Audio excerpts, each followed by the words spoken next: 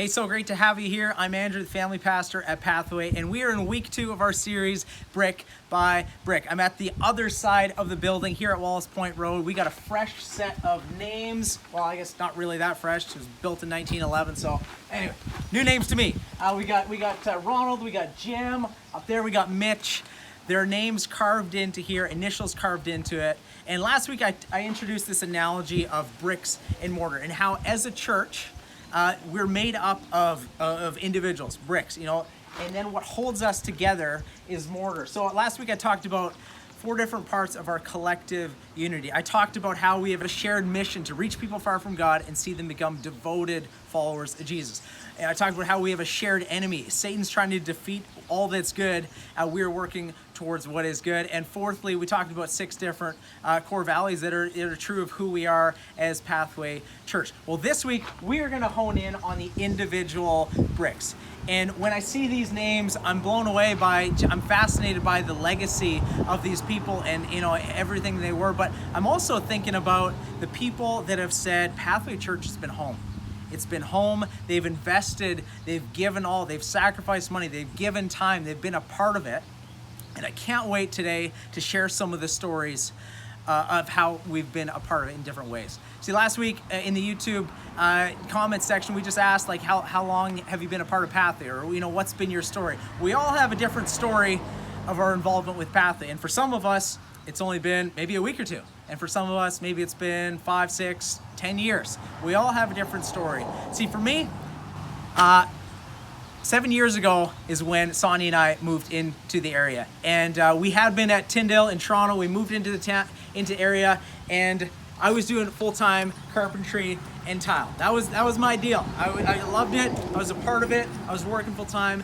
And within a few months of being at Pathway Church, Nathan asked us, hey, Sonia, Andrew, would you guys be up for launching Pathway Youth? And so we started with a half dozen kids, just rotating through homes. And it's grown now to this team of 15 plus leaders. We've had, 250, 300 different teens through the doors in the past 7 years.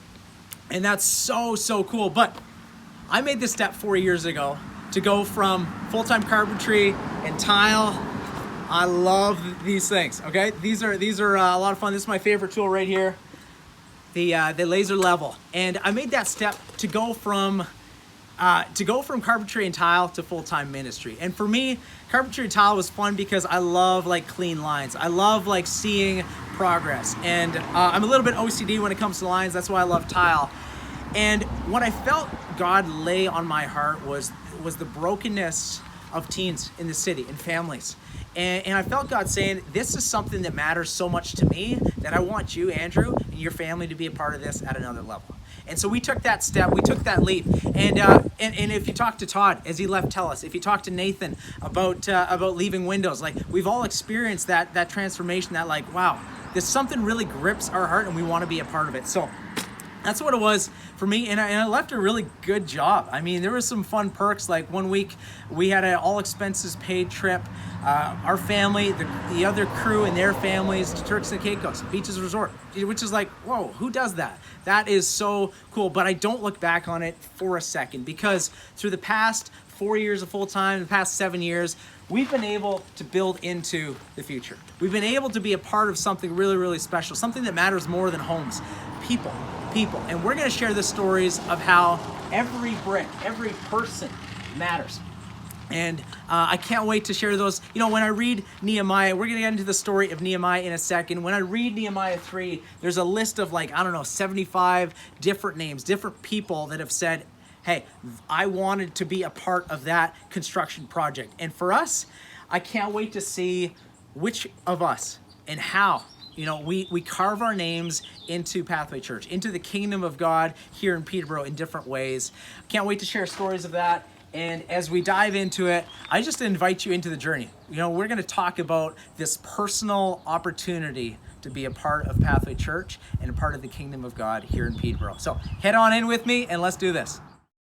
So here we are inside our facility. This is just a random classroom. That's going to be the preschool JKSK room. Can't wait. There is little bit of work to be done, as you can see, but that's all the beauty of this project that's in front of us. That's why, that's partly why we're talking about bricks and mortar. And so we have bricks, we have our lives, if you're running with this analogy, and we can choose to mortar ourselves in with different community. Yeah, this is mortar that I pulled off the side of the building. We're gonna patch that up, but there's different opportunity that we have in front of us. We have an individual opportunity. So we're going to jump into the book of Nehemiah. If you don't know where Nehemiah is, about halfway through, a few books right before Psalms in the middle of the Bible. And let's go to Nehemiah chapter 4. Okay, so just to give you the backstory on that, as we talked about last week, there's this guy named Nehemiah. He lives in this place called Susa, which is 1,700 kilometers away from Jerusalem. And Jerusalem was this hub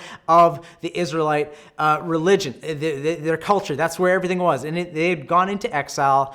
Their culture was kind of a mess. They're just kind of devastated by what had happened to them. And Nehemiah takes it upon himself in the middle of their temple having been rebuilt, but it's kind of exposed. He says, you know what? This is what God has called me to do. He wants me to build a wall. So he pulls all these different people into it to be a part of building the wall. And if you read through the story, Nehemiah 3, Nehemiah 4, and Nehemiah 5, it walks through the process of that wall being built. And we're going to talk about some of the stuff that we dig out of Nehemiah chapter 3. But fast forward, because along the way, if you read Nehemiah 4, there's all sorts of opposition. As soon as they get started, it's like, no, this has to stop. All the surrounding nations, they're like, what is this? Who are these people? Like, I'm not okay with that. They reject the people of Israel being there, and Nehemiah has to face, what are we going to do? What are we going to do?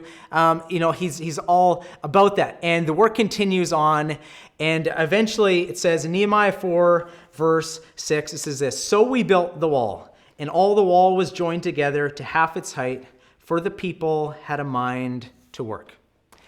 When Sonia and I lived in Toronto, when I was 22, we'd been married for a year.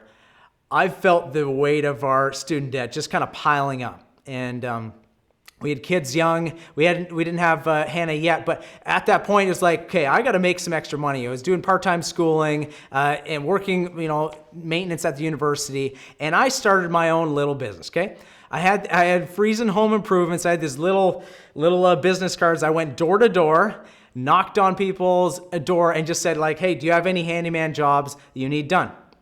And it was crazy, okay? What I realized was that GTA people will pay for anything.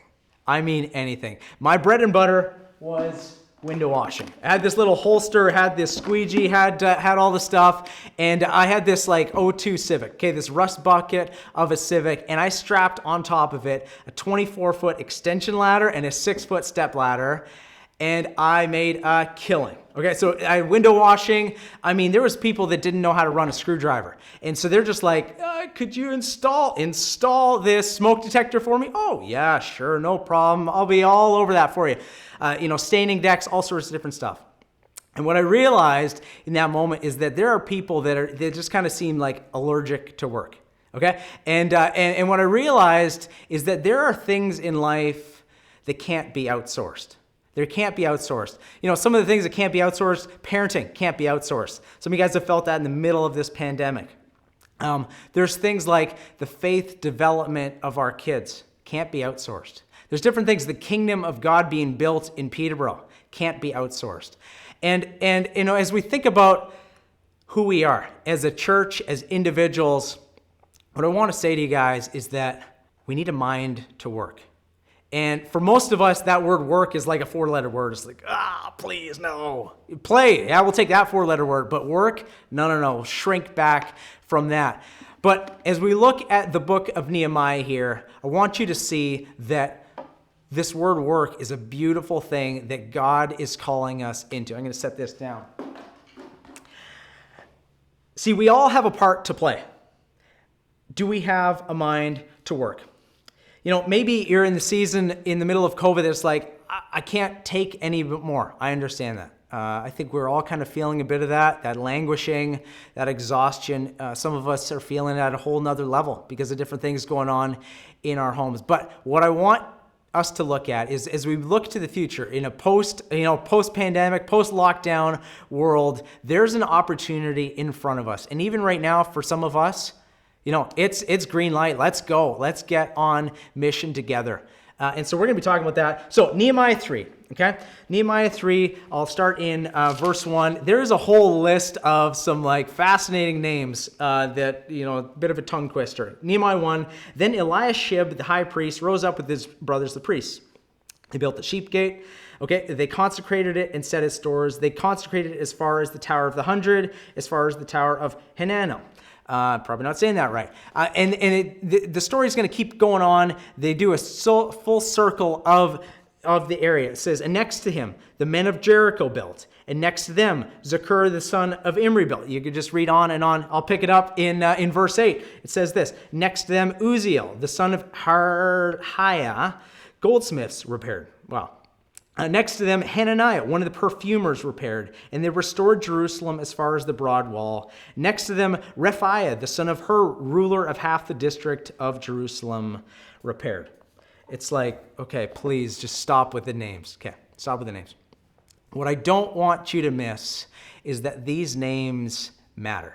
There, like I said, there is 75, 80 different names listed here. There's 12 different occupations. We had goldsmiths that are all of a sudden laying bricks with mortar. There's perfumers, estheticians are jumping in on this. You got politicians jumping in on this. Things are really happening when the politicians jump in on the work and project. And what I want to say is that every person has a part to play.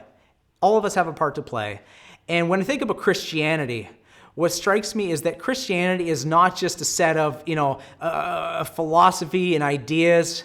It's about the transformation of people. And of all people, I love philosophy. I took a minor in philosophy. But when you see the kingdom of God rooted in the lives and the character and in the transformation of people, that's what it's all about. And you see that in them. And so, I think about the names that are written down, how God cares about every single name in the Bible. He cares about the names in our homes. There's probably 3,000 different names listed in the Bible. They're written there. Genealogies are just endless. It's please, if you've got a genealogy in your Bible reading plan, it's okay, skip. But those people matter to God. And I think about the people that we are and who is God making us to be, and we matter. And here's what I'd love to say, okay? God-inspired dreams involve God-shaped people. He chooses people, you and I, to build his kingdom. He could do it a lot of different ways, but he chooses messy, broken, in progress people like you and I. And so we talked about last week how there's mortar that binds us together, but this week we're talking about the individual bricks. We're talking about how every brick matters. And throughout this morning, I want to tell a few stories about people, individuals that have been a part of the legacy of Pathway Church. And I'm going to start with Ben and Jen. Ben and Jen are this couple. They've been involved in different ways through the years. Jen started in Pathway Kids probably 5 years ago with toddlers, and she just got this energetic spirit. And then Ben, he is this interesting mix of introvert, and then he just goes off the charts, life of the party, vibrancy. Okay. He built this potato cannon with guys in his small group and their parents, and it's awesome. We'll shoot an LED ball up, and he'll give $100 to a kid if they can catch it. No one's caught it yet, so that offer's still on the table.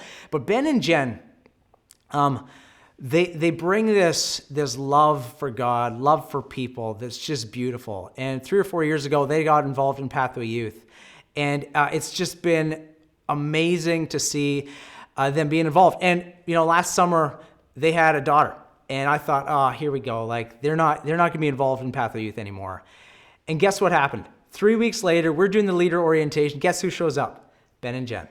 Jen's got the baby in the carrier, just like my wife Sonia years ago with Hannah and Leah. And they're just on mission. And if you want to see them get exceptionally passionate about something in their life, ask them about their sponsor child, Sophia, out in Thailand, who they visited, 2 or 3 times. I'm not quite sure exactly how many times, but they get passionate about it because they just have that heart and love for God. Let me tell you about Kathy, okay?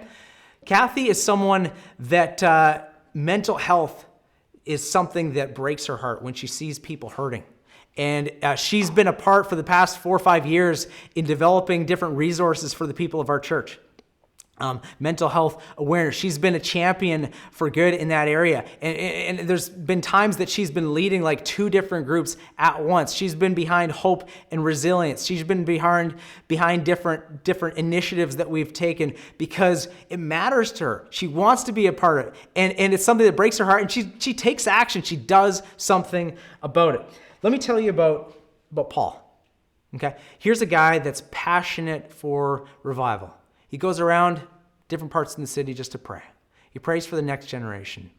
And I remember one time, start of COVID, just as we were figuring out online ministry, doing recording, and I went into the office on a Saturday. And just for some reason, I don't know, I guess must have been God, Paul calls the landline at the office. I pick up. And I'm just kind of talking about what's going on in the world that we were in there.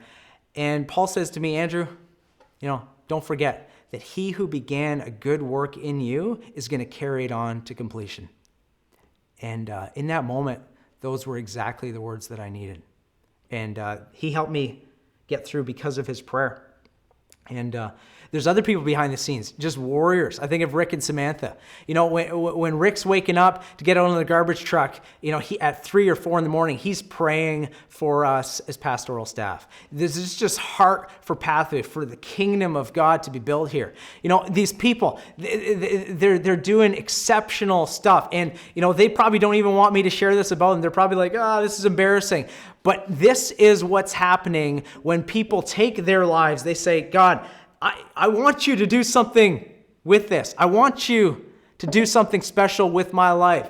I am all yours. I'm all in. Let me tell you about Kathy and John. Okay, Kathy is this beautiful soul that takes care of kids in her nursery. This is pre-COVID. Kids that 6-month-old babies that their parents are like, do I really trust these people? They would pass their kids off to Kathy, and she just has this such warmth and care and this trusting spirit about her, and she would just do an incredible job. And John, on the middle of the, any week that had a big snowstorm, John would be there. He would be there at 6 a.m. laughing away as we roll bins down the hallway, half awake. John was there. And then in the middle of COVID, as their roles changed, they're just like, hey, how can we help? What can we do? How can we be a part of this? They're brick. They're like, I am a part of this. Mortar me in. I want to be involved at another level. And so they were a part of our A team. And of course, just so you know, we have no B team. So, but they were a part of our A team that's involved with cleaning, that's setting up chairs, welcoming guests, seating us. In the middle of COVID, they said, no, we're not just going to take a back seat. We're going all in a part of this.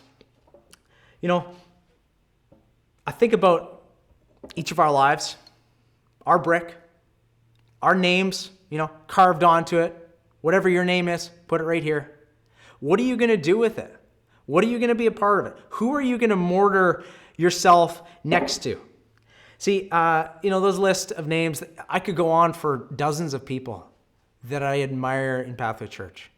That's just a tiny little cross-section. There are so many people that are doing inspiring work. Their hearts are broken by different things, and they took action. So the question for you and I is, what are we going to do? What part do we play? Yeah, sure, there's this duty, because out of what God has done for us, it's just like, wow, I actually do owe him my whole life. And there's this sense of like, I have no other option but to give myself. But it's more than that. There is like this passion, this heart, this love. And God-inspired dreams involve God-shaped people. So I want to quickly go through 5 different things, okay, of God-shaped people that you're going to see in their life. And we're going to start, with Nehemiah 3, verse 5, with serving. And Nehemiah 3, verse 5 says this, and next to them the Tekoites repaired, but their nobles would not stoop to serve their Lord. And of all the 75 different names, only one gets called out because they would not stoop to serve their Lord. Everyone else was all in. They were like all about this. They were passionate about the work that God had called them to do. See, when you're a part of a team that's on mission, that you're like motivated, I think of team sports. For me, it was like high school soccer. You know, we trained together. We did it all. We rode a bus for 11 hours from like Fort Francis to Wawa. It was like the worst. But we did it and we had a great time together. But when there are people on that team that just kind of think only about themselves, it stands out. It's obvious. You know, it stands out. And for those people that weren't a part of that mission, the Tekoites, it stood out.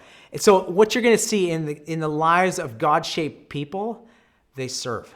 They humbly serve. And I'm not going to talk too much about that because next week, Todd is going to pick that up right there. But there's this line from Dallas Willard that I want to focus in on for a second. He says this: discipleship is the process of becoming who Jesus would be if he were you. Okay, so if Jesus were you and he had the personality, the skill set, the opportunity in front of him, who would he be? Okay?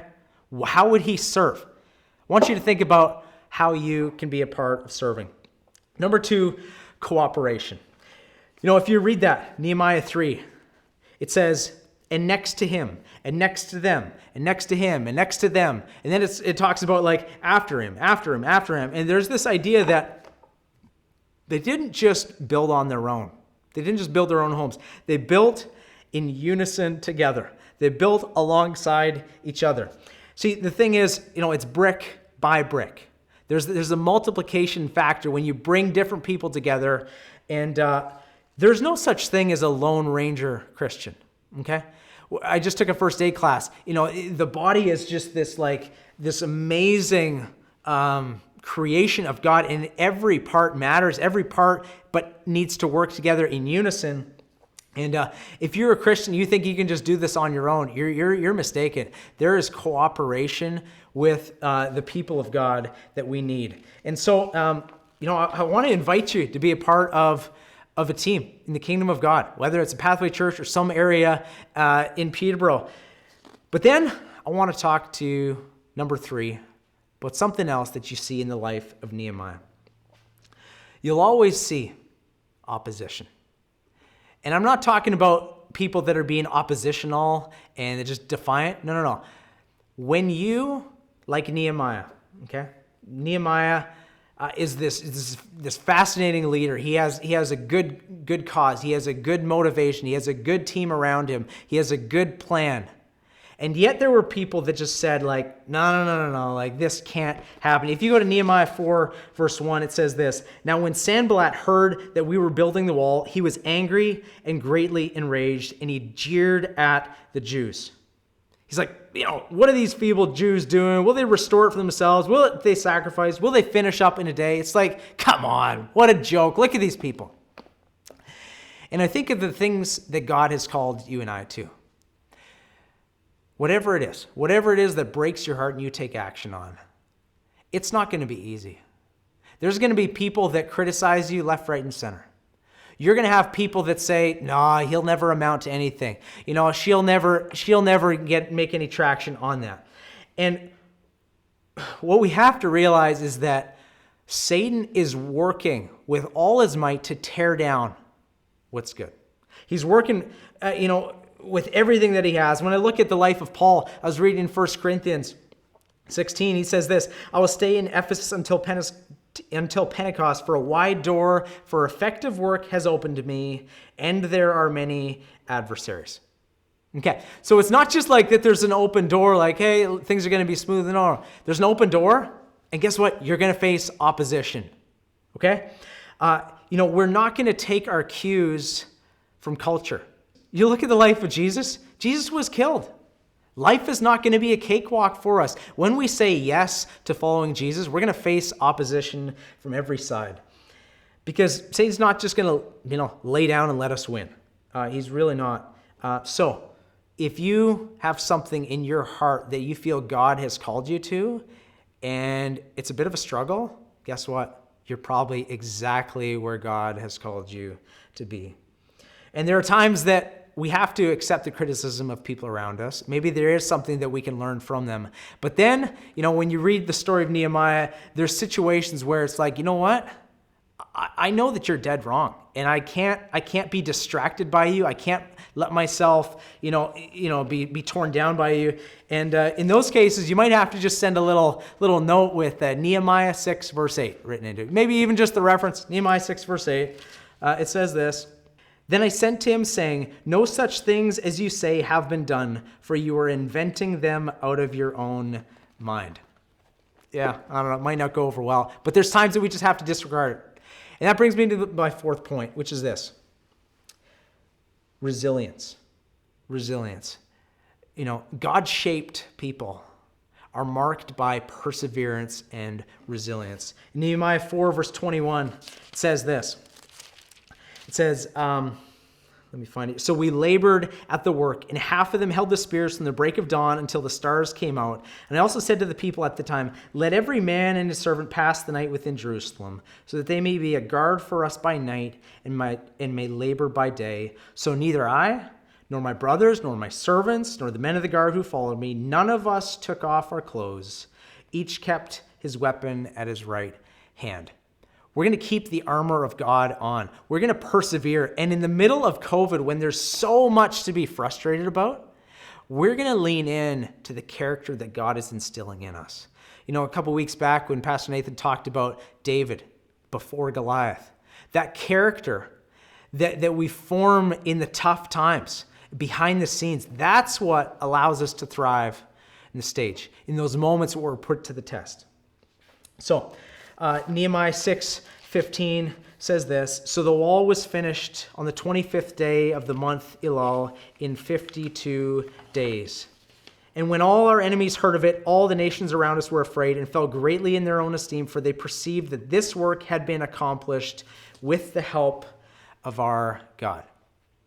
Okay, we're going to stay consistent. We are going to stay motivated. Even when there's things that could tear us down, we are going to be resilient in the face of things. Hudson Taylor was this missionary to China that did incredible work. He has this line. He says this: "There are 3 stages to every great work of God. First, it is impossible, then it is difficult, and then it is done." So just because there's not an open door in front of you doesn't mean it's not God's will for you to go that direction. Maybe God wants for you to kick down that door, to have the boldness, the courage to ask and seek and knock and keep pounding on that, because he wants to see that you have heart to continue in. And as a church, we're going to face obstacles along the way as we reach people far from God and see them become devoted followers of Jesus. And in your life, you're going to face different challenges. Are you going to be resilient? Are you going to push through? Or are you just going to say, it was too hard, and give up? Lastly, people that have a God-shaped life are marked by eagerness. And I'll come back to that Nehemiah 4 verse 6 thing, that the people had a mind to work. Do you care? Do you care? And when I think about that mind to work, there's people in our church, in our community that have said, I'm going to go all in. I'm going to invest. I'm going to give my money towards this mission. I'm going to sacrificially give. There are people, like Ben and Jen, that have sacrificially given up their time to be a part of this. There are people that are eager to be behind the scenes. They're passionate about the work that God has called them to. They sacrifice. They joyfully give. They happily serve. Why? Because Jesus deserves everything. He's the one that it's all about. This is what life is about. And maybe you've heard this before, but I'll repeat it again. Your greatest ability is your availability. So what are you going to do with your brick? Okay? What are you going to do? What are you going to be a part of? What's the life that God is calling you to?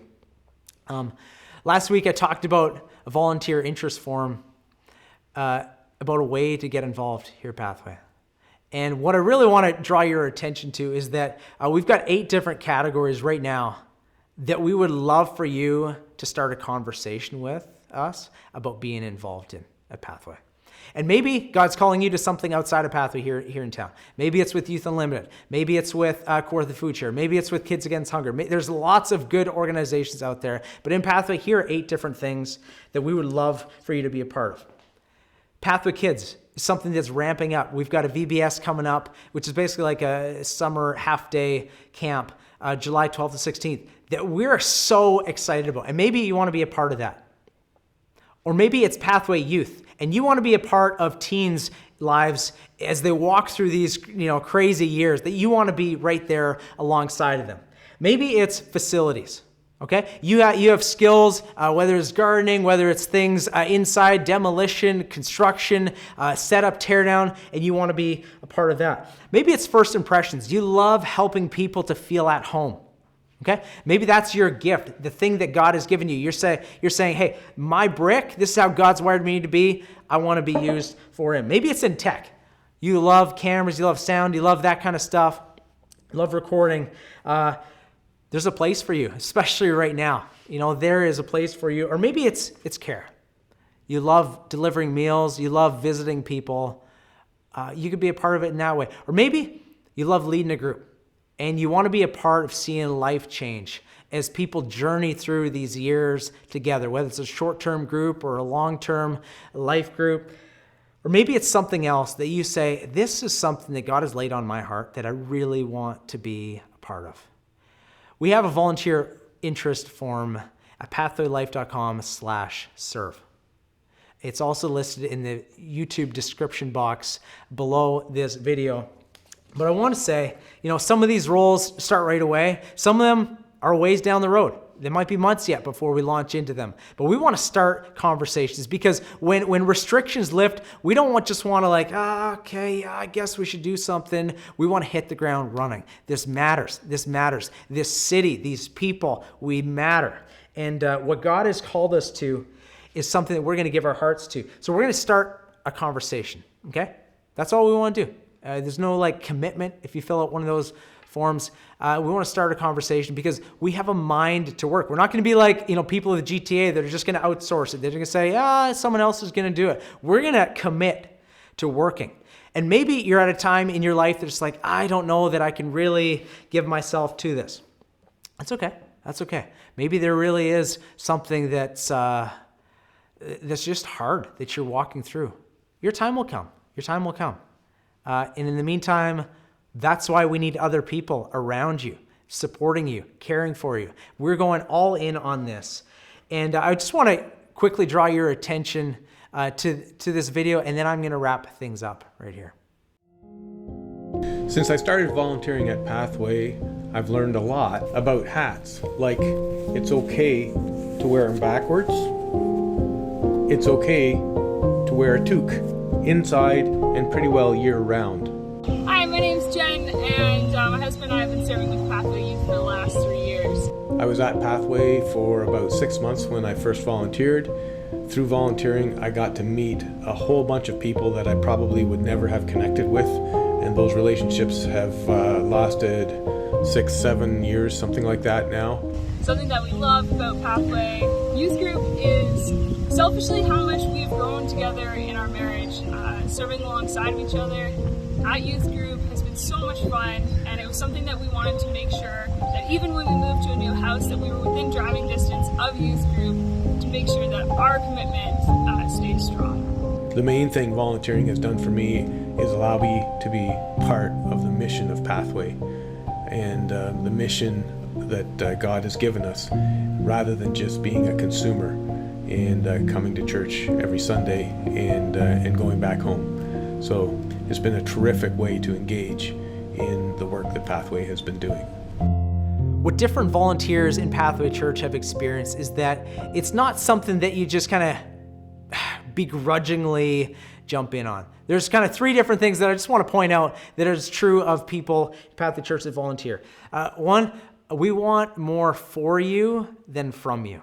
Okay, what I mean by that is that you're actually going to come away from those opportunities of serving feeling like, wow, that was amazing. I want to do more of that. You're not just stuck in some random, corner all by yourself. We're a part of teams. We have point leaders and teams. We don't do a whole lot of committees, but there's people and community around us because we believe that circles are better than rows.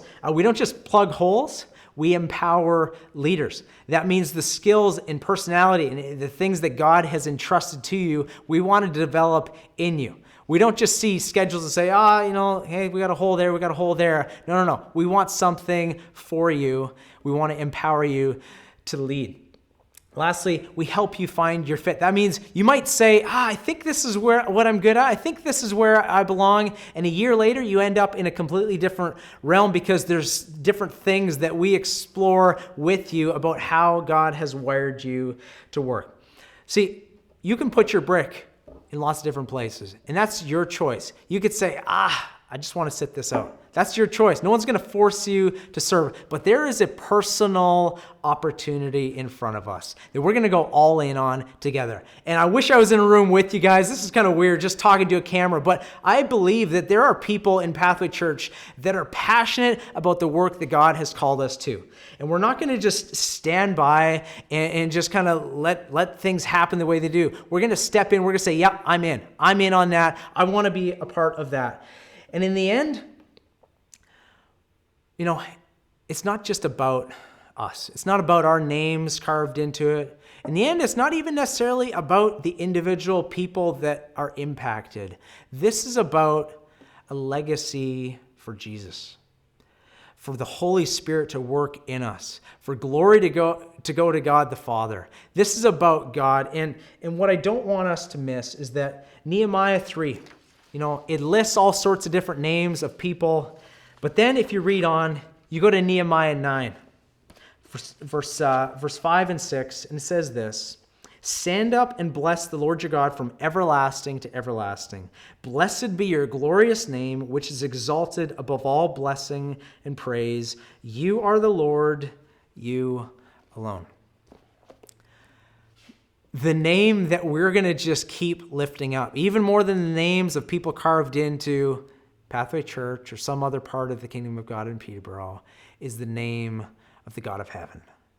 He's the one that we're giving our all to. It's him that deserves it. And we're not going to just do it out of a sense of obligation and duty. We're doing it with eagerness. We're doing it with surrender and serving and commitment and passion. And we're going to face opposition along the way, but we're not going to just, shrink back or outsource it. We're going to go all in together, every single one of us, each in our own way, as God leads us. Let's pray. Lord, thank you that you've opened this opportunity up for us to be a part of your kingdom. And God, I pray that you would stir in our hearts, that we'd be able to sense, what is it that you want from us? Lord, thank you that you are near to us. In the middle of our broken world, you're right there with us. And in the middle of what we're facing, in a pandemic and our own struggles at home and work and in friendships and you name it, thank you that you are near and you are going to build this church here in Peterborough. Lord, I pray that you would stir in our hearts so that we would not just sit back, but that we would go all in for you. In Christ's name, amen.